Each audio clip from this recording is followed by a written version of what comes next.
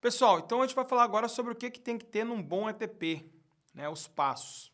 Na verdade, esse é um caminho que é mais ou menos intuitivo quando você já faz alguns, mas que é bom no começo deixar ali organizado para que vocês possam saber qual é a trilha, né? Vai fazer ali o primeiro ETP grande da sua área.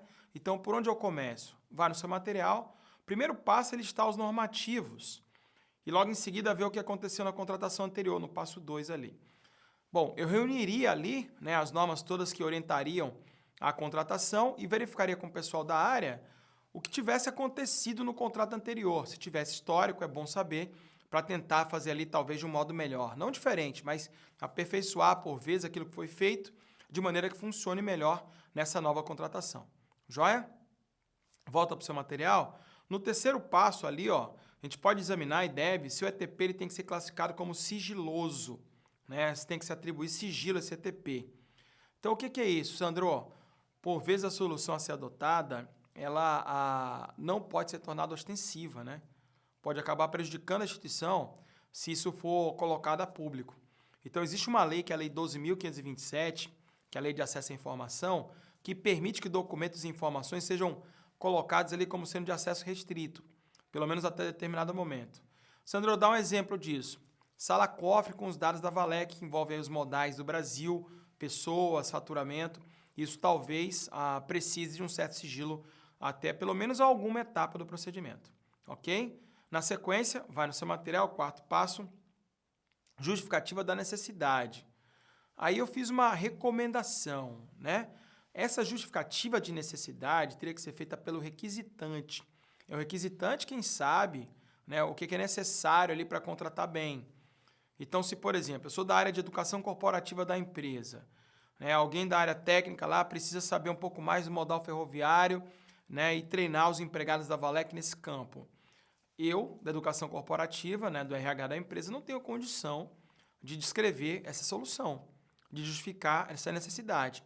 Então, por isso que a gente recomenda que o requisitante seja ele a fazer a justificativa da contratação. Claro que o pessoal da área administrativa, educação corporativa, podem complementar, mas o ideal seria que o próprio requisitante fizesse isso, porque é ele quem entende melhor do assunto ali, né? No seu material, me acompanhe, por favor. Tudo bem. Sequenciando o procedimento, próximo passo seria ver se existe algum tipo de correlação com o plano geral de contratações, tópico 5, e no 6, verificar logo se o serviço é contínuo. Então, o que é o plano geral de contratações, Sandro? Em muitas empresas, o plano anual de compras, de prioridades. Então, eu tenho que verificar qual é a correlação que se tem entre aquele objeto desejado agora com o nosso plano anual de contratações. Ok, pessoal? Então, é feita essa correlação e logo em seguida classifica-se aquele serviço como contínuo ou não. E o que é serviço contínuo? O nome já diz, né? Não pode parar. Existe um decreto que fala sobre isso, que é o decreto 9507 de 2018. Então, ele coloca lá como contínuo limpeza, conservação, vou pegar um só, vigilância. Não se pode ficar sem vigilância, não nesse país pelo menos, né? Porque senão a empresa corre riscos patrimoniais de ter depredação, furtos, roubos. Então, esse tipo de serviço não pode ter solução de continuidade, não pode ter descontinuidade, isso que eu estou falando, o serviço não para. O serviço contínuo, ele tem que ser preservado. Então, a equipe tem que dedicar, talvez, mais esforço a esses serviços contínuos para evitar que aquilo ali, de algum modo, possa ser assombrado por uma descontinuidade, né? Segue a contratação, prazo ideal de duração do contrato, né? E também prática de sustentabilidade, quando possível, no tópico 8, né?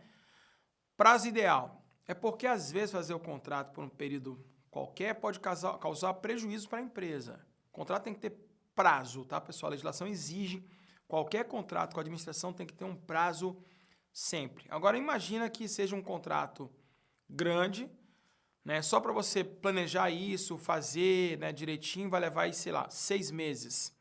Aí você faz o contrato por 12 meses. Não tem sentido. Quando chegasse no 6º mês, você já teria que perguntar para a empresa que está lá se ele ia querer continuar com o contrato, que tem duração máxima de até 5 anos, como vocês veem com o professor Rafael, né? Não tem sentido. Então, eu poderia alongar o perfil desse contrato, colocar, sei lá, 20 meses, 24, 30 meses, justificando isso, né? Dizendo, olha, a duração ideal aqui não é 6 meses, não é 12 meses. E no mercado, O ideal seria sempre também tentar trazer as práticas do mercado para a administração.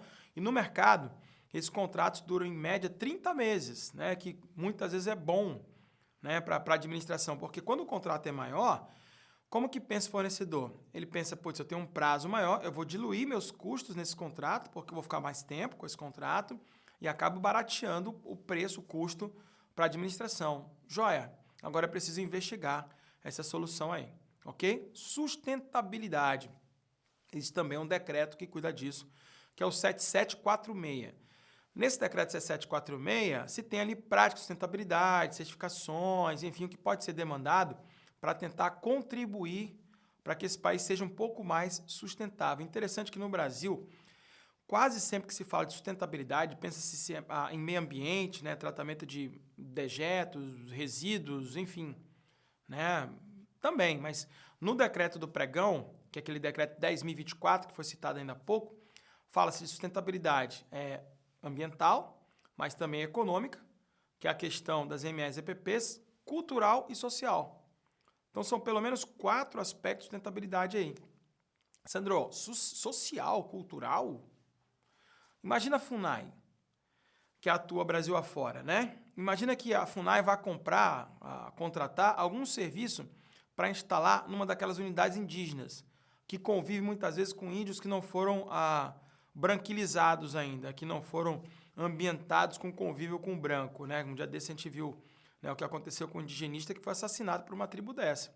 Só que nem se pode cogitar assassinato porque a tribo não tem a noção de lei, né? Então, esses índios são inimputáveis, não vão responder por isso.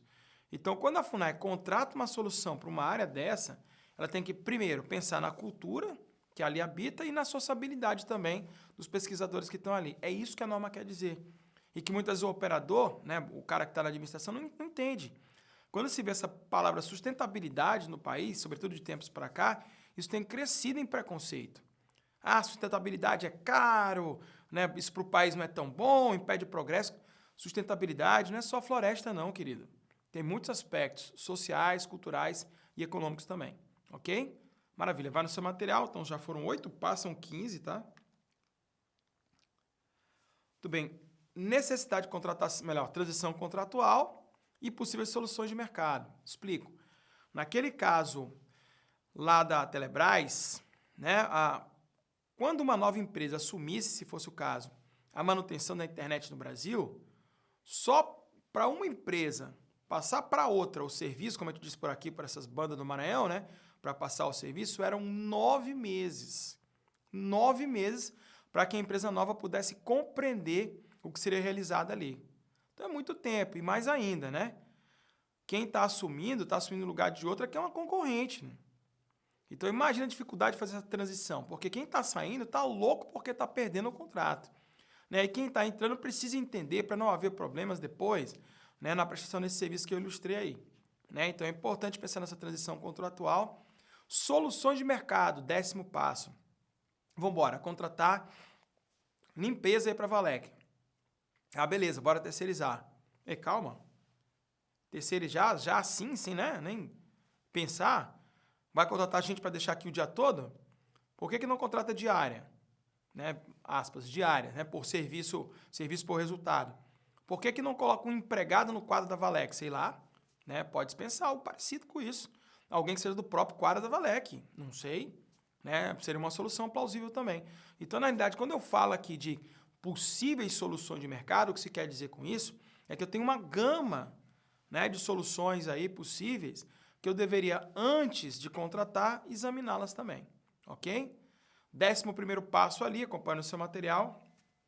Documentação quanto ao método de estimativa de preços ou meios de previsões de preços referenciais. A pesquisa de preço. Como que foi feita essa pesquisa? Utilizou-se média, mediana, sistemas, cotação junto a fornecedor? Como é que está sendo feita essa pesquisa aí? Então, a ideia é que já nessa etapa do ETP, que se tenha também a documentação com essa metodologia. É importante para que quem depois vá controlar isso, né, vulgarmente conhecido como Tribunal de Contas, saiba como foi feita essa pesquisa. Né? 12º passo.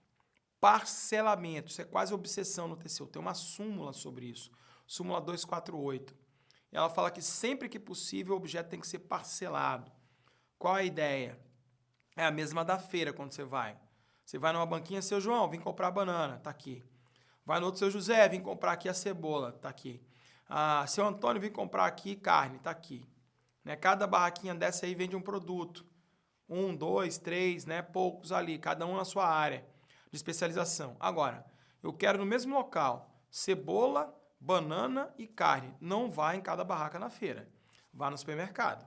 Compra lá, porque lá tem tudo. Agora, você paga por isso. A logística, né? Lá é normalmente mais caro. Né? Você acaba concentrando essa aquisição nas mãos de alguém. E quanto mais você concentra, teoricamente, é pior.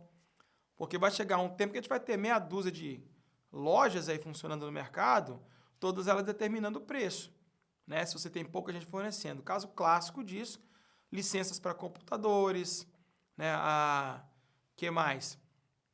Grandes soluções de tecnologia, que são adotadas aí por 2, 3 empresas do mundo afora. Então, isso é um risco muito grande. E é por isso que a norma recomenda, sempre que possível, o parcelamento dessa solução. Agora, se por um acaso, parcelando, isso acaba trazendo maiores custos para a empresa, para a Valec, não parcele.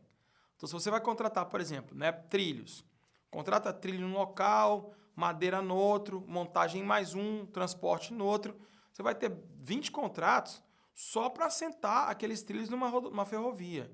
Então, isso, né, inviabiliza o tal do parcelamento. O parcelamento não é uma prática absoluta, não. O parcelamento é uma regra geral que tem exceções, ok? No seu material, continua conosco, por favor. 13º, 4º e 5º, últimos passos aí. Analisar o ambiente da instituição, listando os benefícios, né? Então, o que é isso? Lá no TCU, um dia desses, deixa estatais de lado agora, vamos de TCU, foi proposta uma substituição do transporte de servidores por aplicativo. Né? Como assim? Se deixar ali seus veículos, né? Vende aquela frota toda, a gente tinha 92 veículos próprios, com motoristas terceirizados, manutenção de frota, combustível, segurança, limpeza. Eram 6, 7 contratos para ficar fazendo transporte de servidor lá em Brasília. Alguém deu a ideia, vem cá, isso já era 2015 mais ou menos, né? Por que a gente não faz isso pedindo aqui, ó, na plataforma? Como? Qual plataforma? Aquelas que você conhece, né? Os aplicativos. Não vamos fazer propaganda de graça de ninguém, não, tá? Não estou recebendo para isso. Mas, enfim, vamos pedir aqui, ó. Quando os motoristas do tribunal, os terceirizados, souberam disso, meu amigo, foi quase um levante, quase uma insurgência, quase uma revolução. Né? Por quê? Porque os caras sabiam que se a gente migrasse para esse modelo, eles perderiam os empregos. Né? Depois eu acabar virando motorista daqueles aplicativos que eu falei para vocês.